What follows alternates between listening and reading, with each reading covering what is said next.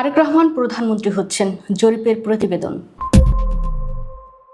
বেসরকারি পরামর্শক প্রতিষ্ঠানটির people's election pulse survey দেখা যাচ্ছে বিএনপির সমর্থন বৃদ্ধির পাশাপাশি এখন ৪৭% বেশি মানুষ দলটির চেয়ারম্যান তারেক রহমানের প্রধানমন্ত্রী হওয়ার সম্ভাবনা দেখছেন। পিপসের তৃতীয় রাউন্ডের ফলাফল বলেছে, এই জরিপের আগের রাউন্ডগুলোয় যারা জামাত বা জাতীয় নাগরিক পার্টি এনসিপির পক্ষে ছিলেন তাদের একটি অংশের সমর্থন বিএনপির দিকে ঘুরে গেছে। আওয়ামী লীগ সমর্থকদের বড় অংশ বিএনপিকে ভোট দেওয়ার কথা বলছেন। শুক্রবার রাজধানীর কারওয়ান বাজারের বিডিবিএল ভবনে এক অনুষ্ঠানের জরিপের ফলাফল তুলে ধরেন ইনোভেশন কনসাল্টিং এর ব্যবস্থাপনা পরিচালক রুবায়েত সারওয়ার।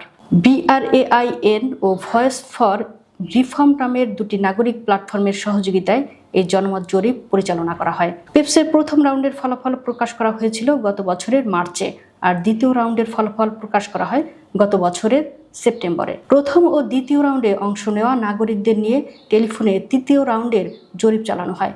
চলতি জানুয়ারি মাসের 16 থেকে 27 পর্যন্ত ৫,১৪৭টি সাক্ষাৎকারের ভিত্তিতে এই জরিপের প্রতিবেদন তৈরি করা হয়েছে। সাক্ষাৎকার দাতাদের বাছাই করা হয় দেশের ৬৪ জেলার গ্রাম ও শহর এলাকা থেকে। ভোটার উপস্থিতি, গণভোট সম্পর্কে জনমত, আইনশৃঙ্খলা পরিস্থিতি, নিরপেক্ষ নির্বাচন সম্পর্কে ধারণা, ভোট দেওয়ার সিদ্ধান্ত ও দলীয় পছন্দ, এই ৬টি বিষয়ে নেওয়া হয় মতামত। জরিপের ফলাফলে বলা হয়েছে ৪৭.৬% উত্তরদাতা মনে করেন বাংলাদেশের ভবিষ্যৎ প্রধানমন্ত্রী তারেক রহমান। ২২.৫% মানুষ মনে করেন জামাত ইসলামের আমির শফিকুর রহমান প্রধানমন্ত্রী হবেন।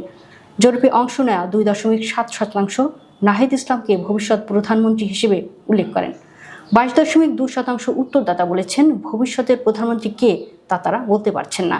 জরিপ প্রতিবেদনে বলা হয়, তারেক রহমানের দেশে ফেরা ও বেগম খালেদা জিয়ার মৃত্যুর পর উল্লেখযোগ্য সিদ্ধান্তহীন ভোটার বিএনপির দিকে ঝুঁকেছেন। এলাকা ভিত্তিক সম্ভাব্য বিজয়ী প্রসঙ্গে জরিপ প্রতিবেদনে বলা হয়েছে, নির্বাচন হলে নিজেদের এলাকায় কোন দলের প্রার্থী জিততে পারেন এই প্রশ্নে ৫২.৯% উত্তরদাতা বিএনপির প্রার্থীর নাম বলেছেন। ২৩.৮% এ বিষয়ে নিশ্চিত নন বলে জানিয়েছেন।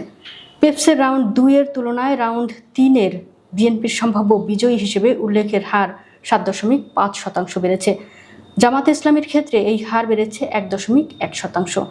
জুলাই অভ্যুত্থানে ক্ষমতাচ্যুত আওয়ামী লীগের আগামী ১২ ফেব্রুয়ারি অনুষ্ঠেয় ত্রয়োদশ সংসদ নির্বাচনে অংশ নেওয়ার সুযোগ নেই।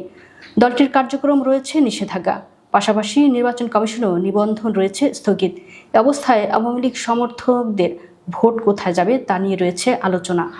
পেপসের প্রতিবেদনে বলা হয়েছে, আগের আওয়ামী লীগ ভোটারদের ৩২.৯% বিএনপিকে দেওয়ার সম্ভাবনা প্রকাশ করেছেন। ১৩.২% জামাতকে ভোট দিতে পারেন বলে জানিয়েছেন, আর ৪১.৩% এখনও সিদ্ধান্তহীন।